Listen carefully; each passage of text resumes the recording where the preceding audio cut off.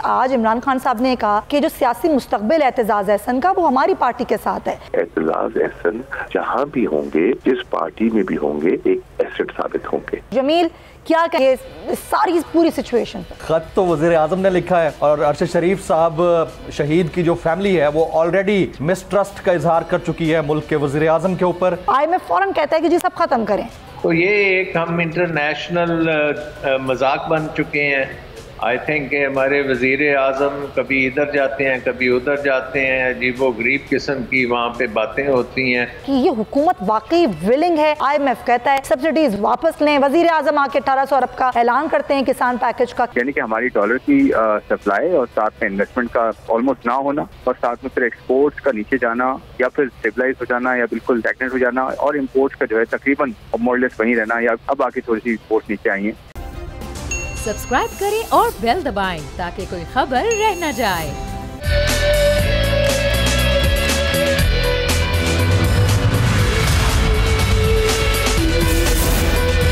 बिस्मिल्लाहिर्रहमानिर्रहीम, अस्सलाम वालेकुम। प्रोग्राम में मैं सुमैया रिजवान आपको खुश आमदीद कहती हूँ। नाज़रीन, वैसे तो रोज़ाना एक नई खबर मुंतज़िर होती है, एक सियासी गहमा गहमी है पूरे मुल्क में, लेकिन अभी आपने एक खबर देखी जो कि हमने आपको दी, वो ये कि मुस्तफ़ा नवाज़ खोकर जो कि पाकिस्तान पीपल्स पार्टी के रहनुमा हैं, सेनेटर हैं, माहिर कानून हैं, उन्होंने अपनी सेनेट की जो उहदा है उससे इस्तीफ़ा देने का फ़ैसला कर लिया है और अपने ट्वीट में उस बात का उन्होंने ऐलान भी किया है और ये भी कहा है कि मेरी जो ज़ाहिर क़यादत है वो खुश नहीं थी मेरे ओहदों से और बखुशी मैंने रज़ामंदी का इजहार कर दिया है। कल ही मैं अपना चेयरमैन सेनेट को इस्तीफा भी दे दूंगा। आपको यहाँ पर यह याद दिलाते चलें कि मुस्तफ़ा नवाज़ खोकर ने उस वक्त अपनी आवाज़ बुलंद की थी जब आज़म सवाती की एक न्यूज़ कॉन्फ्रेंस सामने आई थी, इसमें वो ज़ारो ख़तार अपने ऊपर होने वाले मजालिम पर रो रहे थे और एक वीडियो के हवाले से उन्होंने बात की थी कि जिसमें एक नाजेबा वीडियो उनकी जो है वो लीक की गई है और उस पर मुस्तफ़ा नवाज़ खोकर ने ट्वीट्स किए थे और उन्होंने कहा था कि जिस तरह की सूरत हाल आज हम देख रहे हैं, ऐसी सूरत हाल तो भारत में देखी जाती है। उन्होंने ये भी कहा था कि मैं इस पर शदीद एहतजाज करता हूं, ना सिर्फ वैसे ही बल्कि मैं ये एहतजाज सेनेट में भी रिकॉर्ड करवाऊंगा। कहाँ है चेयरमैन सेनेट, कहाँ है डिप्टी चेयरमैन सेनेट? ये बात उन्होंने अपने ट्वीट्स में कही थी और ज़बरदस्त और तवाना आवाज़ रहे हमेशा।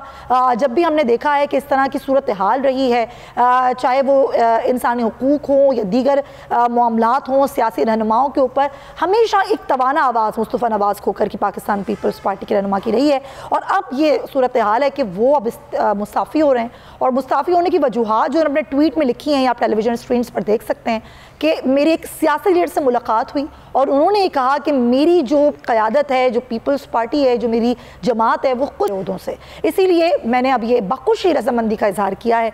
अब ये इस्तीफ़े क्या मज़ीद आएंगे? आज जो एतजाज अहसन हैं उनकी मुलाकात भी हुई है इमरान खान से और इमरान खान का ये बयान भी बड़ा अहम है कि जल्दी एतजाज अहसन जो हैं वो हमारा हिस्सा होंगे। 17 साल पहले हमने उनको दावत दी थी, होने क्या वाला है, कुछ ही ये दिन है और ये महीना बड़ा इंपॉर्टेंट है। जमील फारूकी हमारे साथ हैं, सीनियर एंकर पर्सन, हम उनसे बात करते हैं। जमील, मुस्तफ़ा नवाज़ खोकर का ये ऐलान कि जी मैं मुस्ताफ़ी हो रहा हूँ, मेरी जो है पार्टी क़यादत ये चाहती है कि मैं मुस्ताफ़ी हो जाऊँ, तो मैं ठीक है, मैं इस्तीफ़ा दे देता हूँ, कल मैं चेयरमैन सेनेट को इस्तीफ़ा भी दे दूँगा।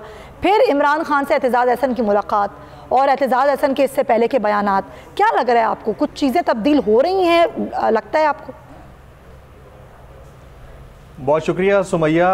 माजी में हम देखते रहे हैं कि सियासतदानों का कद पार्टियों से बड़ा हुआ करता था। वो नज़रियाती इख्तलाफात अपनी जगह पर रख देते थे, लेकिन अपने सियासी मुखालफीन से मुताल्लिक भी उनकी अपनी एक राय होती थी, उनको रिस्पेक्ट दी जाती थी और रिस्पेक्ट का ये आलम होता था कि वो तमाम तर मामलात के अंदर अपने मुखालफीन की तारीफ़ भी करते थे, उनकी बुराइयों के ऊपर तनकीद भी करते थे, वक्त के साथ साथ जब ज़रूरत पड़ती थी तो उनसे हमदर्दी भी करते थे।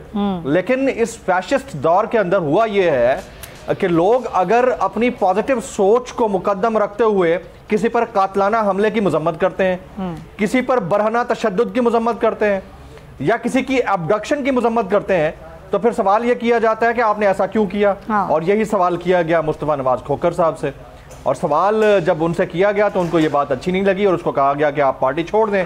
तो पार्टी छोड़ने की बात के ऊपर उन्होंने बाकायदा तौर पर रज़ामंदी का इजहार किया। यही एतजाज अहसन साहब आज खान साहब से मुलाकात के लिए गए, अयादत के लिए गए, तो उनसे मुख्तलिफ किस्म के मामलात के ऊपर, मौज़ूआत के ऊपर डिस्कशन हुई और उस डिस्कशन के अंदर से एक चीज़ निकली और वो ये थी कि इमरान खान साहब ने कहा कि इनका जो मुस्तकबिल है इनका जो सियासी मुस्तकबिल है वो तहरीक इंसाफ के साथ है। और इनको मैं 17 साल से जानता हूँ। 17 साल पहले भी तहरीक इंसाफ ज्वाइन करने की मैंने इनको दावत दी थी। उन्होंने कहा कि ये जब कॉलेज के अंदर होते थे तो मेरी टीम के विकेट कीपर हुआ करते थे। तो ये सिंपथीज हैं। गो के एतजाज अहसन पहले कह चुके हैं कि मैं पार्टी नहीं छोड़ूंगा। हाँ। और मुस्तफा नवाज खोखर भी बड़े हार्डकोर किस्म के जियाले हैं। लगता नहीं है कि वो पीपल्स पार्टी से खुद को डिसएसोसिएट कर पाएंगे। लेकिन ये वाली जो चीज होती है कि आपका सियासी कद बड़ा होना चाहिए। आप कहीं पर कोई तंज है तो तंज को तंज की तरह लें, तनकीद को तनकीद की तरह लें, हमदर्दी को हमदर्दी की तरह लें।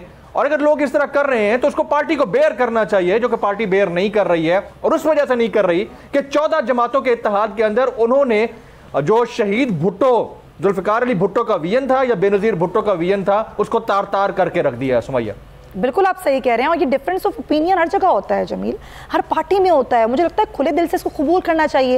लेकिन हम इस नहज पर आ गए हैं, अगर आज की सियासी सूरत हाल देखें, कि हम डिफरेंस ऑफ ओपिनियन को भी एक्सेप्ट करने को तैयार नहीं है। इतना ज़्यादा रिजिड है हमारे अंदर, रिजिडनेस है कि हम कहते हैं कि पार्टी छोड़ दें, पार्टी से इख्तलाफ, ये डिफरेंस ऑफ ओपिनियन हमें बिल्कुल कबूल नहीं है। अच्छा, इस पर हम बात करेंगे।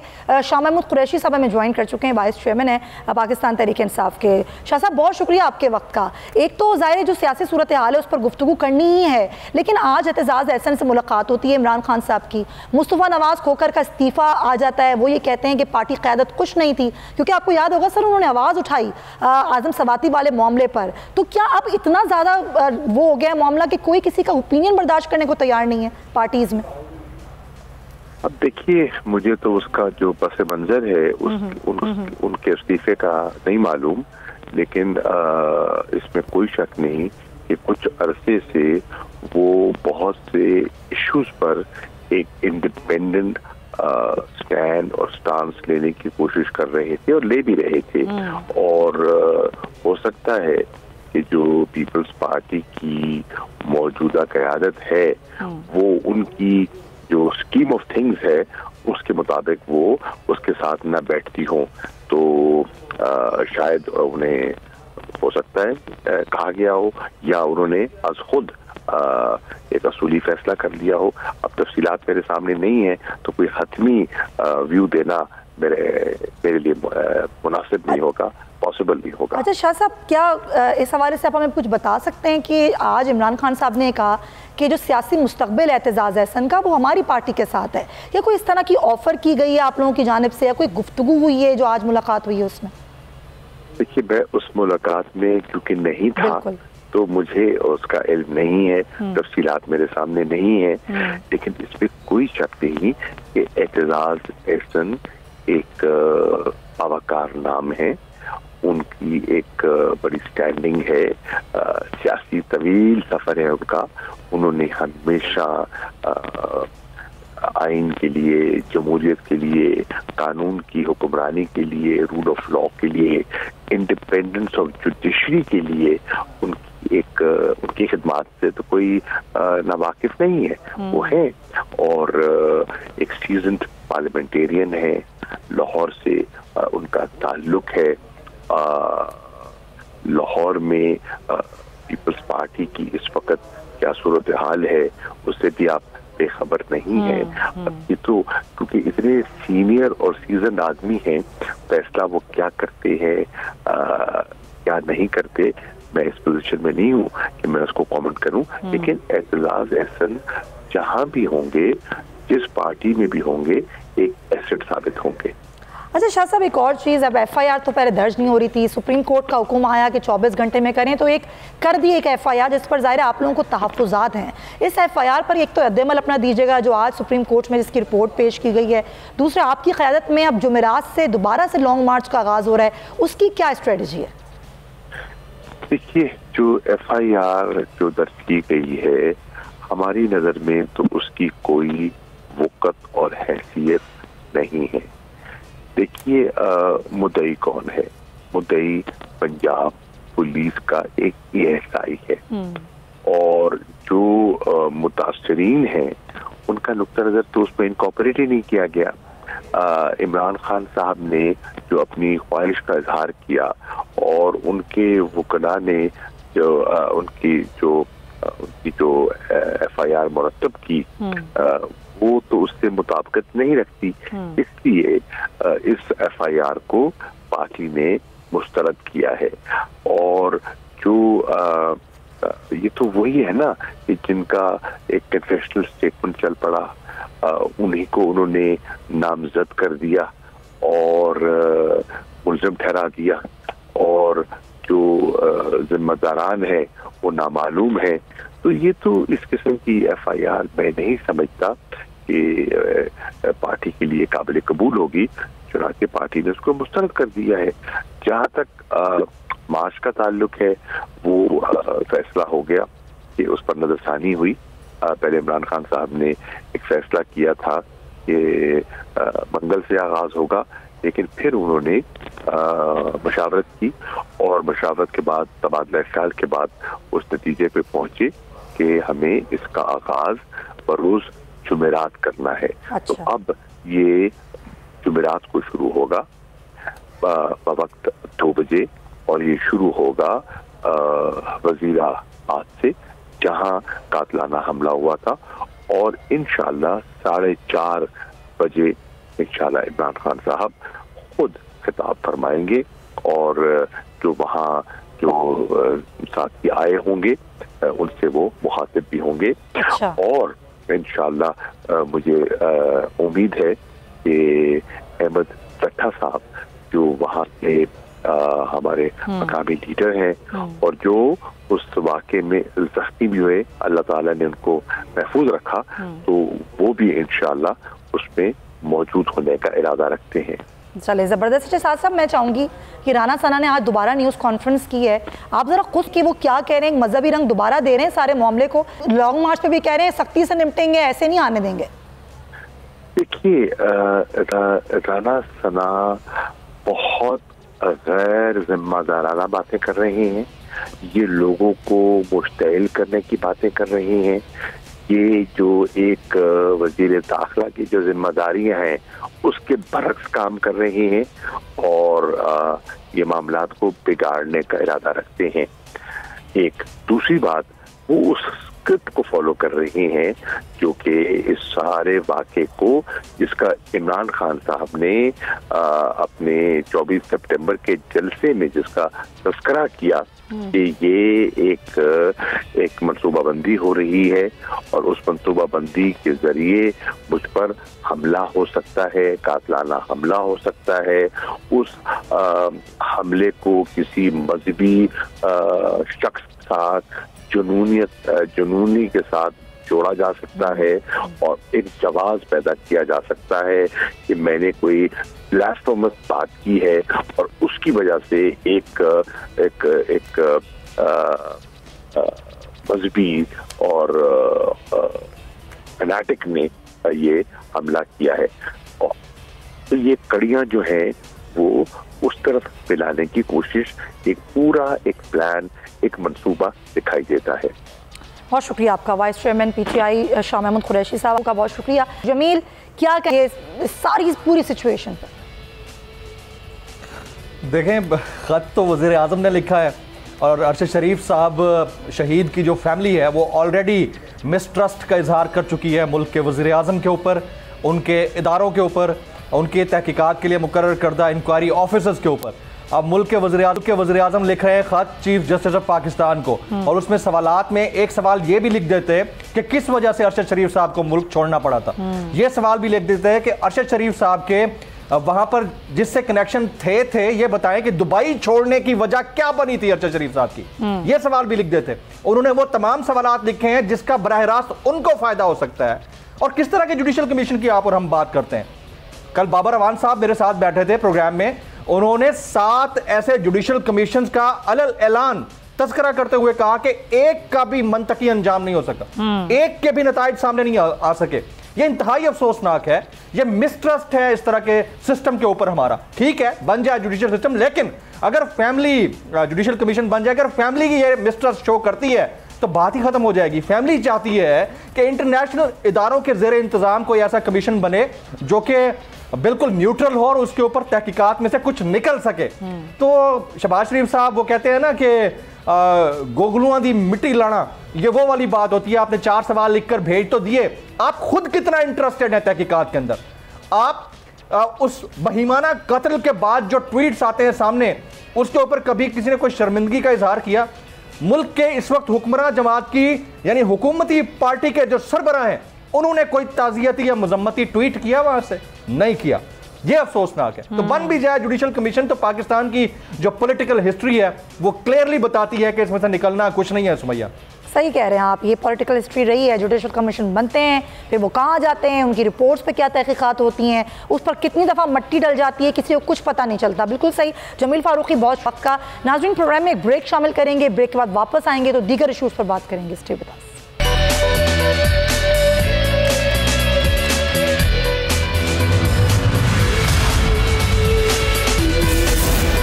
Welcome back to the show. नाज़रीन, एक तरफ तो मुल्क में जो सियासी सूरत हाल है वो आपके सामने है, लेकिन जिस तरफ हुकूमत की तवज्जो होनी चाहिए वो है आवाम की बहबूद, आवाम के लिए किए गए फैसले, आवाम की खुशहाली के लिए किए गए फैसले, उस तरफ कोई तवज्जो नहीं है। अलबत्ता आवाम जो है वो महंगाई की चक्की मुसलसल पिस रही है और मुसलसल जो है वो जो हम देख रहे हैं क़त्ल गुर्बत से लोग नीचे जा रहे हैं। और एक और चीज़ जो सामने आई है वो ये कि IMF ने एक बार फिर हुकूमत पाकिस्तान की जानिब से सब्सिडीज़ दी गई हैं उस पर एतराज़ उठाया है और ये कहा है कि किसान पैकेज और जो बरामदी शोबा है उसको दी गई सब्सिडीज़ को वापस लिया जाए। इस पर ज़रा पहले बात कर लेते हैं। हमारे नुमाइंदे हैं आज हमारे साथ, पहले उनसे हम इस पर डिटेल लेते हैं। उमर, क्या कहा है IMF ने, जो सब्सिडीज़ किन किन शोबों में जो दी गई हैं वो वापस लेने का मुतालबा किया है? देखिए जी सुमैया, हुकूमत की जानिब से 110 अरब रुपए की जो सब्सिडी दी गई थी वो बरामदी शोबे को दी गई थी और ये सब्सिडी जो है वो जो इलेक्ट्रिसिटी टैरिफ था उसमें दी गई थी और ये यूनिफॉर्म टैरिफ सबके लिए रखा गया जो कि 0 रेटेड और एक्सपोर्ट सेक्टर है उसके लिए 19 रुपए 99 पैसे। अच्छा। तो इसका जो फाइनेंशियल इम्पैक्ट है वो तकरीबन 110 अरब रुपए का है। जब वजीर खजाना इसहाक डार ने ये सब्सिडी पैकेज अनाउंस किया था तो उस वक्त उन्होंने ये कहा था कि ये बजट 2022-23 में गवर्नमेंट ने जो बरामदी शोबा है उससे ये एग्री किया था कि ये टैरिफ इतना ही रहेगा, लेकिन बाद में एक नोटिफिकेशन वजारत तवानाई की जानिब से किया गया और उस नोटिफिकेशन में कहा गया कि जो टैरिफ है उसको बढ़ाया जाएगा और ये टैरिफ ये नहीं रहेगा, जिस पर जो एक्सपोर्ट सेक्टर है वो आगे आया, सामने आया और उन्होंने एहतजाज वगैरह और ये तमाम चीजें की और जिसके बाद हमने ये देखा कि हुकूमत को ये फैसला वापस लेना पड़ा और जो टैरिफ है उसको जो बजट 2022-23 की जो सिफारिशात थी उसके मुताबिक रखना पड़ा। फिर उसके बाद वज़ीर आज़म ने अभी हाल ही में एक किसान पैकेज अनाउंस किया जिसमें तकरीबन 1800 अरब रुपए का ये पैकेज था और किसानों को यूरिया और DAP पर सब्सिडी और फिर उसके साथ साथ सस्ते और आसान शराइत पर कर्जे, तो यह पैकेज था। इस पर IMF ने एतराज़ उठाया है और हमने ये भी देखा कि गुज़श्ता हुकूमत में जब इमरान खान ने सब्सिडी दी तो उस पर भी IMF ने एतराज़ उठाया था और अब IMF ने जो 7वां और 8वां जायजा है उसमें बाकायदा तौर पर कैटेगोरिकली ये मेंशन किया था, जो उसका लेटर ऑफ इंटेंट था कि हुकूमत जो है या पाकिस्तान कोई भी किसी किस्म की सब्सिडी जो है वो नहीं दे सकता और इसके साथ साथ जो MNST है वो भी नहीं दी जा सकती। अच्छा। यूजुअली जो MNSTs या सब्सिडीज हैं वो या तो हमने ये देखा कि अमीर तरीन जो लोग होते हैं उनके लिए फायदेमंद होती है। ऐसा ही है, MNST स्कीम लाई इसीलिए जाती है उमर, और ये सारे जो मामलात हैं ये गरीब को फ़ायदा पहुंचाने के लिए तो कहीं नहीं है और IMF का जो मुआहदा है वो भी सबके सामने। बहुत शुक्रिया आपके, मैं तमाम तर डिटेल से आगाह किया। इसी पर बात करने के लिए हमारे साथ मौजूद हैं डॉक्टर सलमान शाह साहब, माहिर मुआशरियात हैं, साबिक़ वज़ीर ख़जाना है, उनको अपने प्रोग्राम में हम वेलकम करते हैं। डॉक्टर साहब बहुत शुक्रिया आपके वक्त का। एक तरफ वज़ीर आज़म अचानक ऐलान करते हैं कि जी 1800 अरब का पैकेज है, किसानों को रिलीफ मिलेगा, जो यूरिया है जो DAP है उस पर रिलीफ मिलेगा, नए कर्जों के लिए जो है वो उनके लिए आसानियां पैदा की जाएंगी। दूसरी ही तरफ IMF फ़ौरन कहता है कि जी सब ख़त्म करें, ये जो आपने दी है सब्सिडीज़, चाहे वो बिजली की कीमतों पे हो या दीगर मामलात पे ख़त्म करें। यानी कि हम ये समझें कि महंगाई का एक नया तूफ़ान है जो आ रहा है। देखिए, एक बात तो ये है कि ये एक मजाक बन गया है कि आप एक दिन IMF का प्रोग्राम करते हैं और दूसरे दिन उसको फिर आप गिराने में लग जाते हैं और इसका मतलब ये है कि आपको कोई आइडिया ही नहीं है कि आपने किस किस्म का प्रोग्राम किया है और उसके ऊपर आपके दस्तखत हैं और आपको कोई कमिटमेंट नहीं है कि उसको पूरा करने की। बात यह है कि हमारी बहुत शदीद इकोनॉमिक इश्यूज हैं। हमारे जो बैरून मुल्क के कर्जे हैं वो हमारे सर से भी ऊपर निकल चुके हैं। हमारी इकॉनमी जो है वो बिल्कुल बैठ चुकी है। इकोनॉमिक ग्रोथ 2% पे आ गई है। महंगाई जो है वो हिस्ट्री में इतनी ज़्यादा कभी नहीं हुई। बेरोज़गारी है, ऊपर से फ्लड है। ये सारी चीज़ों को अपने इकोनॉमिकली मैनेज करना है सब चीज़। तो सबसे पहली बात तो ये है कि बिल्कुल ज़रूर आप दें सब्सिडीज़, ज़रूर आप किसान पैकेज दें, दूसरे पैकेजेस दें, लेकिन पहले उसका ये सोच लें कि ये कहाँ से, ये फाइनेंस कैसे होगा। और अगर आपके पास फाइनेंसिंग नहीं है तो फिर आप कोई और अपने अखराजात कम करें। बेशुमार अखराजात हैं जिनको आप कम करके इम्पॉर्टेंट जगहों की तरफ स्पेंडिंग को लेके जा सकते हैं। सो इसका मतलब ये हुआ कि एक तो पाकिस्तान का फाइनेंशियल मैनेजमेंट सिस्टम जो है वो बिल्कुल नाकिस है और तबाह हो चुका है। रेवेन्यू जनरेशन का हमें नहीं पता कि वो कैसे होती है और उसमें कितनी कबातें हैं, कितनी मुश्किलें हैं, टैक्स पेयर के लिए अजाब बना हुआ है। ऊपर से एक्सपेंडिचर्स जो हैं वो सारे ब्यूरोक्रेटिक एक्सपेंडिचर्स करते हैं, उसका कोई फ़ायदा भी नज़र नहीं आता। आवाम की फलाह के लिए तो कोई काम होता नज़र नहीं आ रहा। और अरबों रुपए के बजट्स हैं, अरबों रुपए के, आई मीन 18,000 अरब रुपए के बजट्स हैं। Provincial government, federal government, local government. तो इतनी बड़ी जब हुकूमत आपने खड़ी की हुई है और एक टके का फ़ायदा आवाम को नहीं होता तो उसको ख़त्म करें। फिर आप ये पब्लिक जो है उसको डायरेक्टली आप मदद करें और पब्लिक को आज़ाद करें ताकि वो अपनी इकॉनमी को खुद चलाएं और अपना बंदोबस्त करें। हुकूमत की क्या ज़रूरत है। तो ये एक हम इंटरनेशनल मजाक बन चुके हैं। आई थिंक हमारे वज़ीर आज़म कभी इधर जाते हैं, कभी उधर जाते हैं, अजीबो गरीब किस्म की वहाँ पे बातें होती हैं। उसके बाद वापस आके ये कहा जाता है कि बड़ा कामयाब दौरा हुआ है, लेकिन इकॉनमी तो वहाँ की वहीं। इकॉनमी की फिक्र भी नहीं लगता डॉक्टर साहब किसी को है, हुकूमत को तो लगता है बिल्कुल नहीं है। मईशत को ठीक करने के हवाले से क्या इक़दाम हैं? मेरा ख्याल है इकॉनमी की समझ ही नहीं है। देयर इज़ एब्सोल्युटली कोई एक्सपर्टीज नहीं है, कोई प्लान नहीं है, कोई आपने सर इरशाद डार को लाके बिठाया है उन्होंने बाहर से, आप कह रहे हैं कोई समझ नहीं। ये इरशाद डार साहब कोई इकोनॉमिस्ट तो है नहीं, वो तो खुद भी कहते हैं कि वो इकोनॉमिस्ट नहीं है। तो इस वक्त इकोनॉमी को अगर मैनेज करने के लिए आपके पास इकोनॉमिस्ट ही नहीं है तो फिर आप देख लें कि जो भी चीज़ स्पेशलिस्ट होती है उसके लिए अगर आपने कोई दूसरे बंदों को लगाना है तो वो काम तो नहीं होगा। अब सर्जरी अगर करनी है तो डॉक्टर के बगैर सर्जरी नहीं हो सकती। तो इसी तरह इकोनॉमी अगर आपने चलानी है तो इकोनॉमी फिर इकोनॉमिक प्रिंसिपल्स के ऊपर आपको चलानी पड़ती है। ये तो नहीं है कि जो दिल आए वो आप करते रहें और दूसरे दिन उसको फिर आपको रिवर्स करना पड़ता है, शर्मिंदगी होती है। आप देख लें 6 महीने में कितनी आपने रिवर्सल्स की हैं। पहले दिन से जब आपने कहा था कि मैं ये पेंशन्स को बढ़ाने जा रहा हूँ, तनख्वाहों को बढ़ाने जा रहा हूँ, मिनिमम वेज को करने जा रहा हूँ, दूसरे दिन आपको सारा कुछ वापस लेना पड़ा। उसके बाद फिर आप मिफ्ता इस्माइल साहब ने भी 4-5 महीने ज़ाया किए IMF से बात करते हुए, जो कि पहले दिन आपको वो कर लेना चाहिए था। अप्रैल में ये प्रोग्राम जो था उसके ऊपर आप उसको रिवाइव कर सकते थे, लेकिन आपने 4 महीने लगाए। कभी आप PMLN को मनाते थे, फिर PPP को मनाना है, फिर फजलुर रहमान को मनाना है, फिर पता नहीं 13 पार्टीज हैं उनको मनाना है। वो 4-5 महीनों में आपका कबाड़ा हो गया इंटरनेशनल मार्केट में। जी सर, आपका जो रिस्क प्रीमियम है इस वक्त तो दुनिया चीख रही है कि पाकिस्तानियों होश करो, क्या कर रहे हो। आपकी इकॉनमी बिल्कुल डूब गई है और आप यहाँ पे ऐसी गेम्स खेल रहे हैं जिससे कोई नजर नहीं आता, कोई फायदा नजर नहीं आ रहा। डॉक्टर साहब आप बिल्कुल सही कह रहे हैं। Thank you so much for your time. और वादे जो किए गए हैं और किए गए थे, लगता नहीं है कि कुछ होने वाला है। हुकूमत अगर कुछ कर भी रही है तो वो जो सियासी मुखालिफिन उनको नीचा दिखाने के लिए तो सारे मामला किए जा रहे हैं। हमें खुर्रम शहजाद साहब भी ज्वाइन कर चुके हैं, वो भी माहिर मुआशरियात हैं, उनसे बात करते हैं।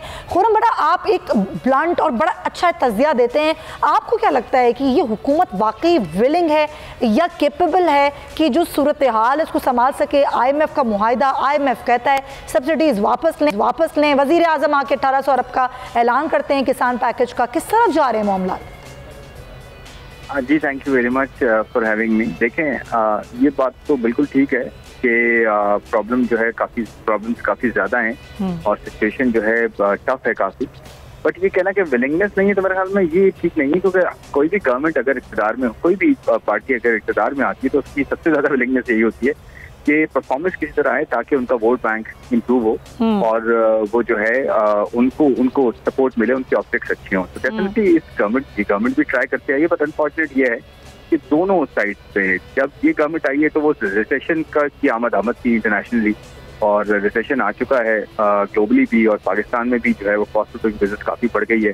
इन्फ्लेशन जो है वो हम टॉप 5 में दुनिया में जो है कंट्रीज में आना शुरू हो गए हैं तकरीबन, और लीडिंग कंट्रीज में से जिनमें इन्फ्लेशन काफ़ी ज़्यादा है। तो इस तरह से हमारे यहाँ सिचुएशन काफ़ी ख़राब इसलिए कि हमारे एक्सटर्नल अकाउंट यानी कि हमारी डॉलर की सप्लाई और साथ में इन्वेस्टमेंट का ऑलमोस्ट ना होना, और साथ में फिर एक्सपोर्ट्स का नीचे जाना या फिर स्टेबलाइज हो जाना या बिल्कुल स्टैग्नेंट हो जाना, और इम्पोर्ट्स का जो है तकरीबन मोरलेस वहीं रहना या अब आके थोड़ी सी इम्पोर्ट्स नीचे आई हैं। तो ये सिचुएशन हमारे यहाँ ऑफकोर्स ज़्यादा जो है सूरत हाल जो इसने ख़राब की है और परेशानी का बायस हुई है। तो अब ये करना पड़ेगा कि हमें थोड़ा सा आउट ऑफ द वे जाके काम करना पड़ेगा कि जिस तरह हमारे जो लोन्स हैं, सबसे बड़ा इशू जो मुझे लगता है वो कर्जे हैं हमारे। तो कर्जों की अदायगियाँ आपकी जो है तकरीबन 22 अरब डॉलर की इस साल की हैं, और उसके अगेंस्ट आपने किस किस को पैसे देना है वो देखना है। जैसे चाइना का लोन जो है सबसे ज़्यादा इस वक्त है फॉरेन डेट में, यानी कि 100 अरब डॉलर का फॉरेन डेट है, बैरूनी कर्जा, उसमें तकरीबन 30 अरब डॉलर से चाइना के हैं। तो जैसे ये प्राइम मिनिस्टर गए थे अभी चाइना, और वहाँ उनसे रिक्वेस्ट करके आए कि आप इसको रीस्केड्यूल करें, अपनी जो पेमेंट्स हैं 6-7 बिलियन डॉलर्स की इस साल की और अगले साल की, उसको रीस्केड्यूल करें। लेकिन एक अच्छी चीज़ मैं आपको बताता हूँ, वो ये है हमारे फॉरेन डेट में कि इसमें ना बायलैटरल लोन ज़्यादा है, कमर्शियल कम है। इसका मतलब ये होता है कि जो कंट्रीज हैं बड़े बड़े, जैसे सऊदी अरेबिया है, चाइना है, UAE है, इनके साथ हमारे कर्जाजात ज़्यादा हैं बनिस्बत इसके कि बॉन्ड हमने इशू किया हुआ हो और हमारे यहाँ कमर्शियल डेट ज़्यादा हो। नॉर्मली क्या होता है कि जिन कंट्रीज का कमर्शियल डेट ज़्यादा होता है उनकी यहाँ प्रॉब्लम ये होती है कि वो रीनिगोशिएट नहीं कर सकते, लेकिन कंट्रीज के साथ डेट होता है तो उसकी अच्छी चीज़ ये है कि हम रीनिगोशिएट कर सकते हैं, क्योंकि वहाँ स्ट्रेटेजिक ताल्लुकात आ जाते हैं बीच में। जैसे सऊदी अरेबिया के साथ हमारे मिलिट्री के ताल्लुकात बड़े अच्छे हैं, चाइना के साथ हमारे स्ट्रेटेजिक ताल्लुकात बड़े अच्छे हैं। तो इसकी वजह से इनको ये चाहिए इस गवर्नमेंट को कि ज़्यादा से ज़्यादा अपने कर्जों को रीशेड्यूल करवाएं ताकि आपके यहाँ रीपेमेंट के लिए डॉलर की जो मामलात कम हो। फिर बेहतरी होगी ना, जब हमारे कर्जाजात सही मैनेज होंगे ना तो चीज़ें ऐसा ट्रैक पे आ सकती हैं। फिर नए इलेक्शंस होते हैं, नई गवर्नमेंट आती है, नया मैंडेट होता है, तो देखते हैं कि फिर वो किस तरीके से सारी चीज़ों को लेके चलते हैं। बहुत शुक्रिया आपका खुर्रम शहजाद साहब का, बहुत शुक्रिया। एक तरफ तो ये मामलात हैं कि जी IMF से आपने किस तरह डील करना है, जो कर्जे आपने दीगर ममालिक से लिए हैं उसको किस तरह डील करना है, लेकिन एक और मामला है और वो है गैस बहरान का, जिस पर हुकूमत के बुलंद बांग दावे थे वो सब रेत की दीवार साबित हुए हैं। हुकूमत हर मुहाज पर बुरी तरह नाकाम हो चुकी है। नाज़रीन, सोई नदरन कंपनी की जानिब से गैस की शदीद बहरान की घंटी ने कमर्शियल सार्फिन को परेशान कर दिया, और गैस के जरिए जो बिजली बनाने वाले कारखाने हैं उनको भी मुश्किलात का सामना करना पड़ रहा है, जिसकी वजह से मुल्क के मुख्तलिफ हिस्सों, खास तौर पर कराची में बिजली की लोड शेडिंग का दौरानिया बढ़ चुका है। सोई नदरन कंपनी के मुताबिक गैस की तलब में इजाफे से जो शॉर्टफॉल है इस साल बुलंद तरीन सतह पर जाएगा। गैस की जो रसद है 1700 मिलियन है, तलब 2500 मिलियन क्यूबिक से ज़्यादा है, और पंजाब और KP में जो घरेलू सार्फिन हैं उनको 3 औकात में गैस मिलेगी, जबकि सनत और कमर्शियल सेक्टर को भी गैस की सप्लाई मुश्किल होगी, क्योंकि दरामदशुदा LNG बहुत महंगी है। गैस की लोड शेडिंग से सिर्फ घरेलू सार्फिन नहीं बल्कि सनती शोबा भी बुरी तरह मुतासर होगा।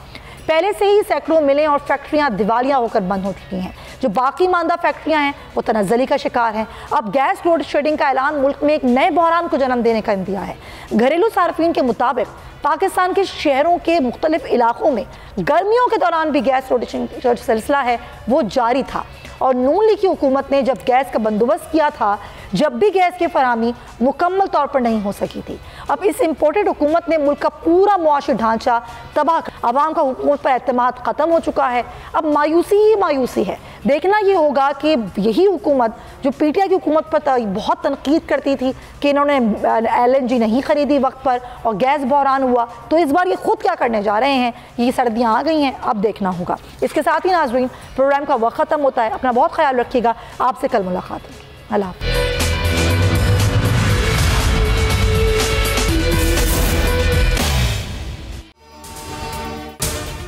अगर आपको ये वीडियो पसंद आई है तो सब्सक्राइब करें और बेल आइकन पर क्लिक करें।